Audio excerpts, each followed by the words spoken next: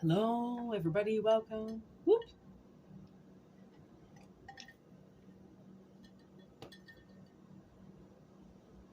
Picture of it's my dried thyme that I keep on my altar because time is on my side. All right, here we go. Take a resonance, see if it doesn't. Scorpio energy with Venus. Venus has been coming up quite a lot. And it's really making me feel, ooh, this could be death to a contract, death to a love contract. Fifth house, house of pleasure.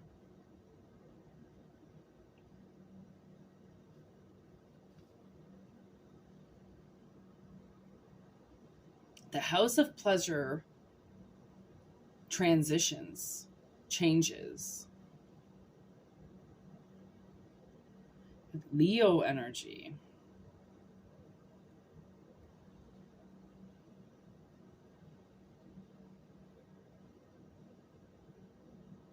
Because with death comes, like, honestly, with death comes such beautiful transformation.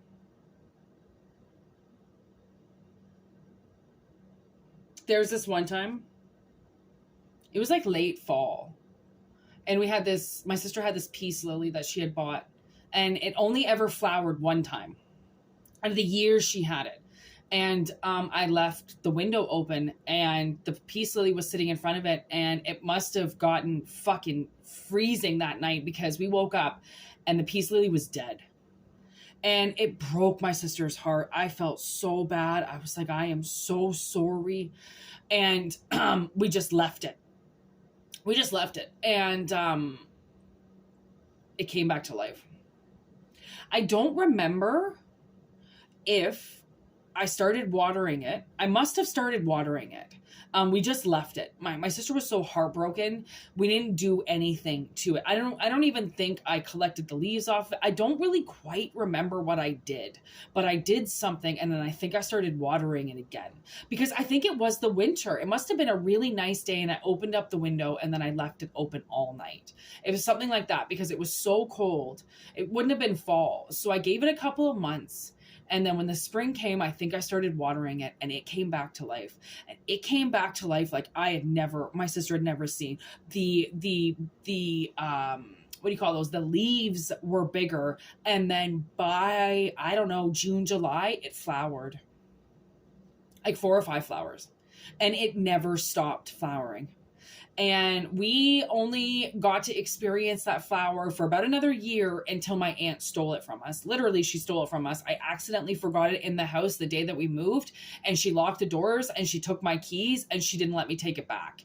And I couldn't believe it. And I thought, you know what? I hope this thing fucking dies on you because I killed it to bring it back to life. It's like I did it on purpose. And then when it came back to life, it was so much beautiful. It's so much more alive than it had ever been. And then she stole it.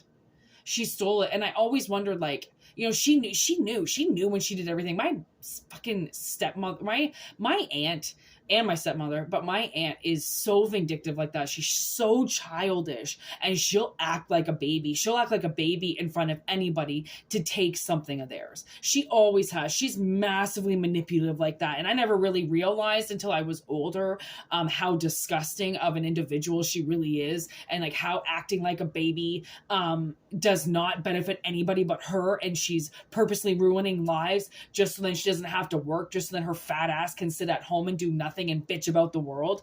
It's so gross and it's so awful that I feel like some people, you know, they do deserve what they get when they want to act like that, you know. And then I feel like there's this transition happening where somebody goes from an ill state of mind when it comes to their energy, their fired up energy, their beauty almost, right? Almost how they see people, you know. Looks aren't everything. Lust spells. You know what I realized? I was thinking about New Kids on the Block this morning because I just watched it again for like the 400th time, and I was like, New Kids on the Block, and then I started thinking of other boy bands, and I'm like, they're lust spells. These are lust spells that they put on these on these band members that make women fall in love with them. You can see these women falling over trying to get to these men, and they don't even know them, but all they know is their picture. All they know is their, and it's like this spell, this lust spell, right? And maybe somebody was, now this has massively taken a turn. I'm going to use my cards that I did because I don't really know what is happening now all of a sudden. Why are we talking about a lust spell all of a sudden? Transitioning. Oh, look at that. Deadline. Hearth and home. Damn. Sometimes I hope sometimes I don't always like to be right about what I'm channeling. You know what I mean? It doesn't make me feel good. Whoa. What the fuck?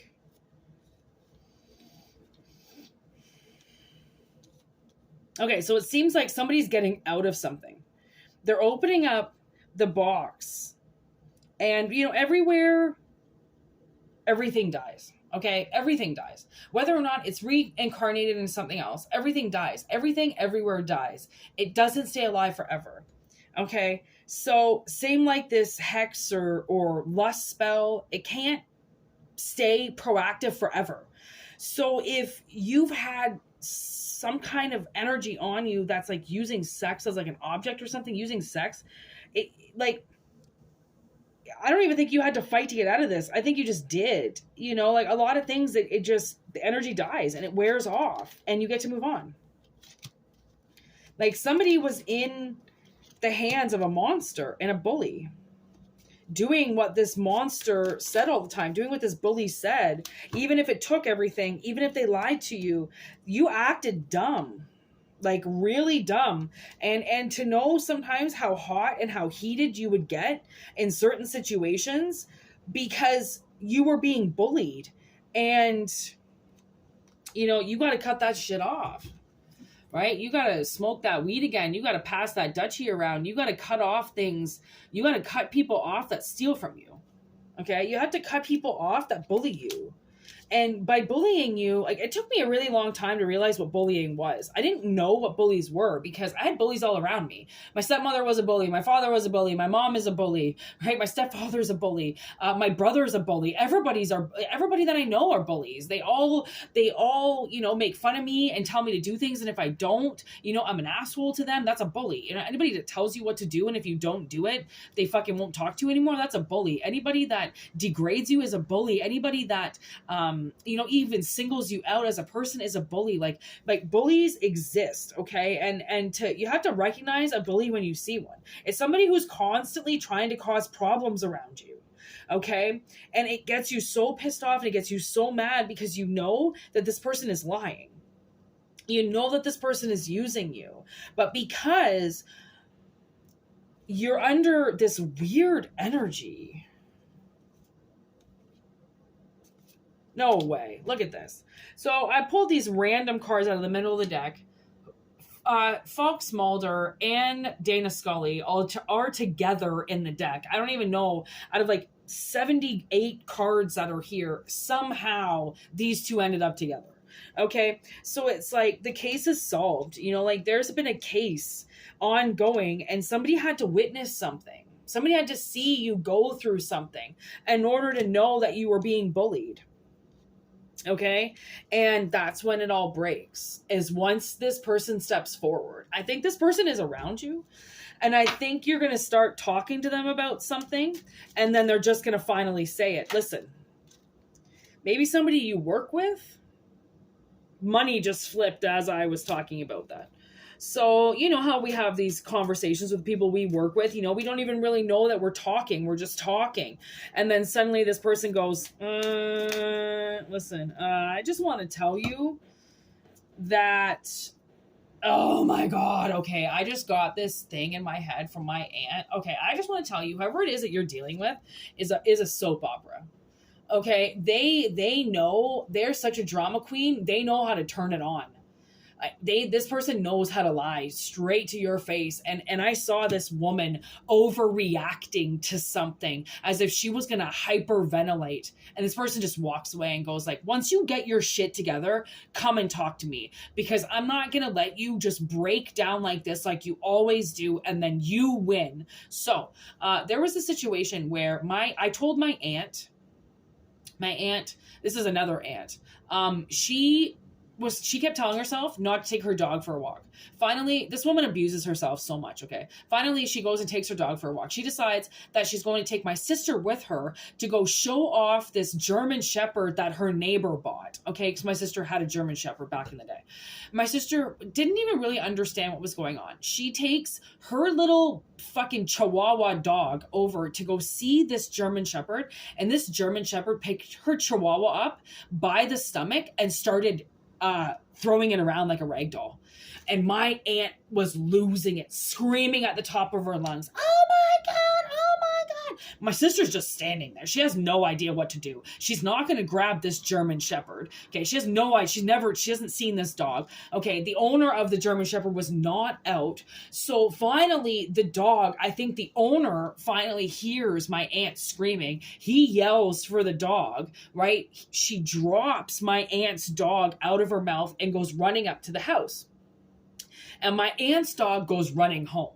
Okay, they're like out in the boons. It's all country roads. So he just books it back home. My sister calms my aunt down. She's like, listen, if the dog can run home, he's fine. Don't worry about him.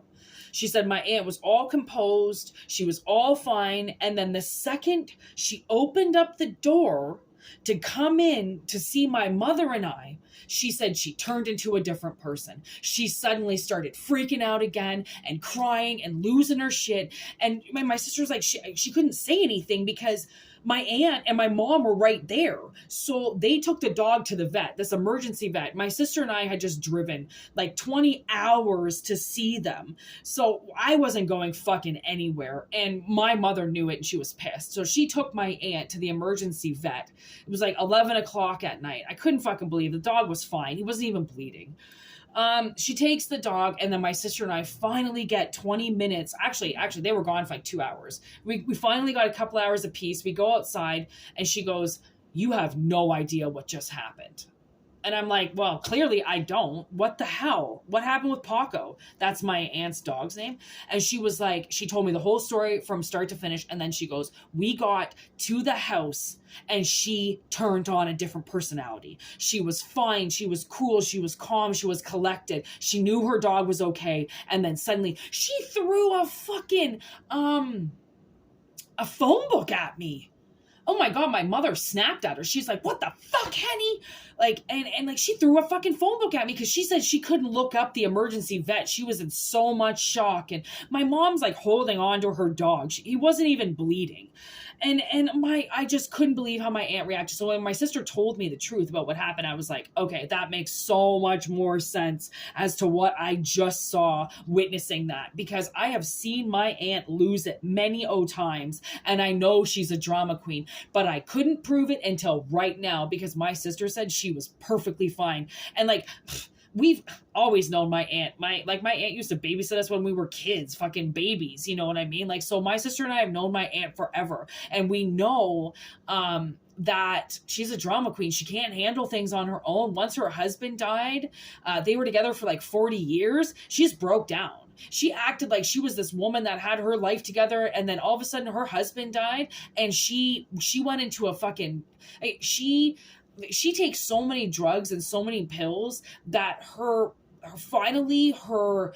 real personality came out and she couldn't hide it anymore because her husband wasn't around to hide her true personality for her. Right? Because Dick would just take it, you know, like my Uncle Richard would just take it. He would just hide everything for her. You know, she would act like a basket case and he would just clean up the mess for her. And now that he's not there to do that, my family can see just how neurotic and out of her mind she really is. Okay. And now, like, look at these cards, okay? This was work that somebody didn't know that they were doing, okay? Because it was magic. Somebody has, and look at the white with the dark in the middle, like somebody had to see something. And actually, really what I want to do with this no is what I usually do with it sometimes in readings is I turn it to on, like an on switch, because it can be reversed. See this little thing I drew here? And so I can take it reverse. I can take it backwards. I can take it forward. I can take it however way I want. Because just because things are in the dark, it doesn't mean that it's no passage. Sometimes it just means that something is on. We just can't see through it because it's so dark. Okay, so what this person does, somebody had to see this soap opera drama queen firsthand because you're not seeing it. You know what I'm saying?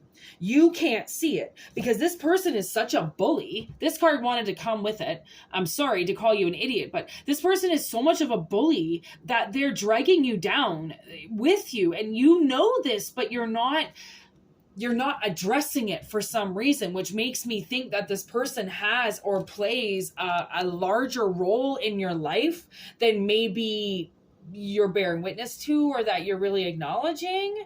I'm not quite sure. I mean, it's going to be different for everybody, okay? But something's been taken from you and it's time for you to cut that cord. And I think that that's what this whole Scorpion energy is about, right? This is some type of contract and it's a love contract. It doesn't mean a sexual contract. A love contract, I feel like could also be like a mother and a son or a father and a daughter or something like that, right? And it's time to be changed. Because you need to enter a new phase of your life now. And I think a lot of your sexuality is going to come through because you're harmonizing with yourself. And when you get out of your mommy daddy contracts, right, you get into your big boy, big girl contracts. And sometimes we don't know that we still have the whole mommy daddy thing going on because they're so much a part of our lives and they influence us so much that we don't know that we're actually more or less being brainwashed by them and not following our own suit. Right? Because your parents are just there to be, if you're a grown up, if you're an adult, you're in your 20s, 30s, 40s, your parents, as of right now, their active role is just to act like a safe house for you. That's it. Right? The person you can always talk to, the person you feel safest with, the people that you can go to when your house is burning down, like your sanctuary. That's what your parents are there to do as an adult system. A lot of parents don't know that. They overstep.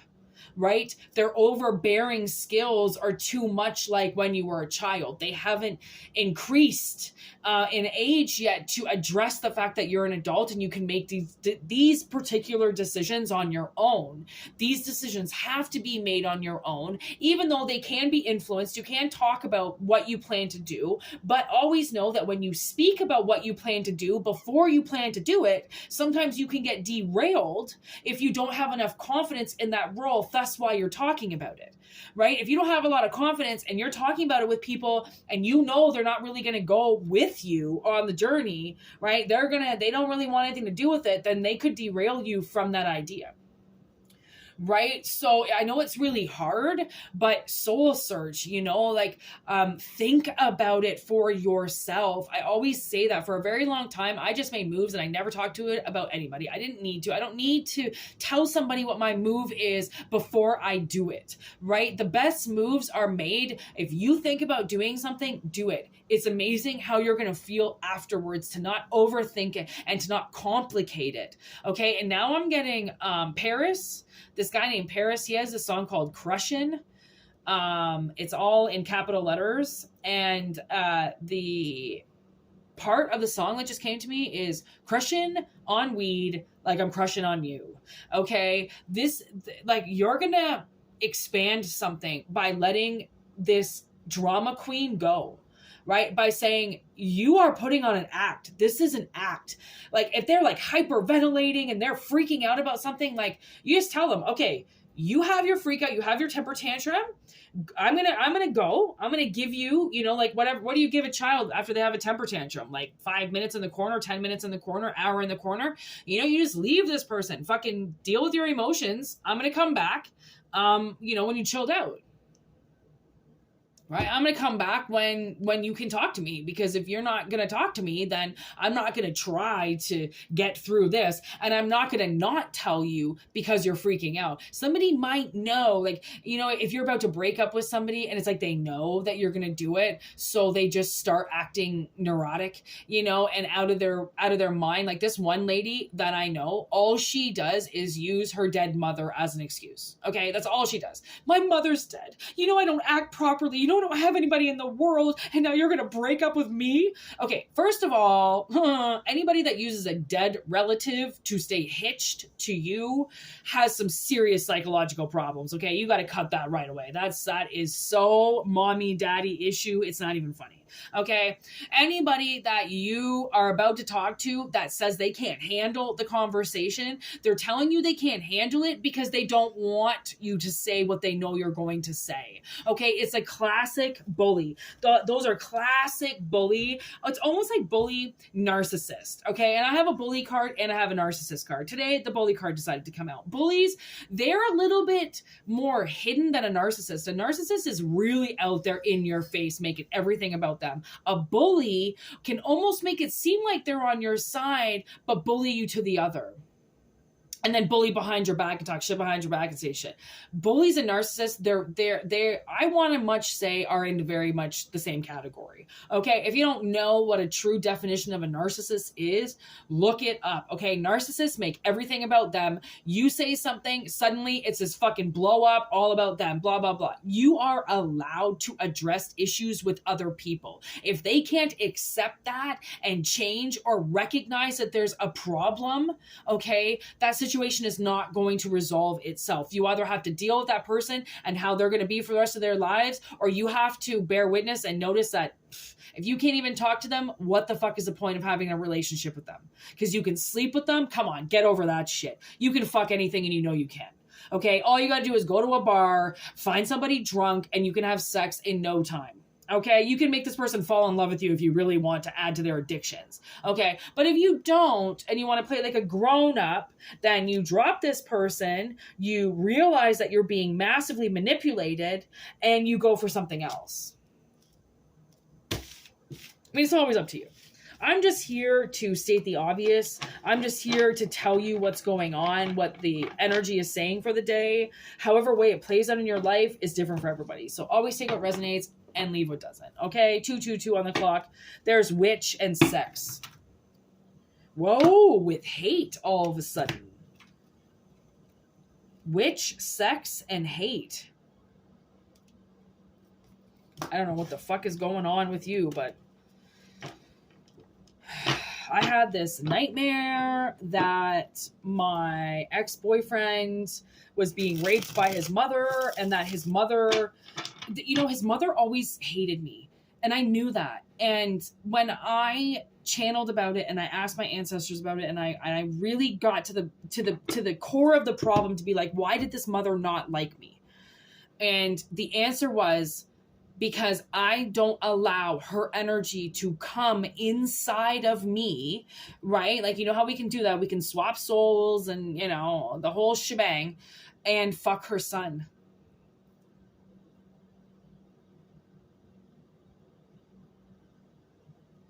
Like, I was devastated. Because it made so much sense. I was like, oh my God, that's what you've done. You jump into his girlfriends and you have sex with your son. You know, because these girls are crazy. They're crazy. And it's like they'll just do anything for him. And I can see it. And I'm like, oh my God, she resisted against me for so long. And I know why. When I stopped drinking. It's like something always made me drink, and I don't like alcohol. I got alcohol poisoning all the time. It's all that ever happened to me was alcohol poisoning. And I haven't drank for years. Like I've honestly say I've been sober for like probably at least 5 years. Like at least. And yeah. She would jump into my body and want to have sex with her son. So mothers do that. Fathers do that. They rape their kids. They undress them. They do anything that they can in their third eye, always trying to picture their daughters naked and stuff, you know, like, Energies are disgusting, and anybody that gets caught with any type of pedophilia like that, I mean, I don't even want to know what happens to them once they die, right? Because I want to believe that the life of a pedophile beyond this world is a fiery hell existence. I don't know about you, but I don't like them. I don't like energies that would use a child energy in such an adult way. It just doesn't make sense to me, but I'm part of the abused. So that will be my definition on that. Anyways, thanks for watching. Take what resonates, leave what doesn't. Okay, it's kind of a heavy message. I wasn't really thinking that this is what we we're going to talk about today, but you never know what comes out in these messages, and I always trust it. So take what resonates, leave what doesn't. If it doesn't resonate, don't take it, because it can just really confuse you, and I find confusion is the worst on anything when you're already confused from the get-go. So yeah, thanks for liking and subscribing and joining the channel, and thanks for emailing, and personal readings are getting out there. So yeah, peace out, namaste, have a good one. All right.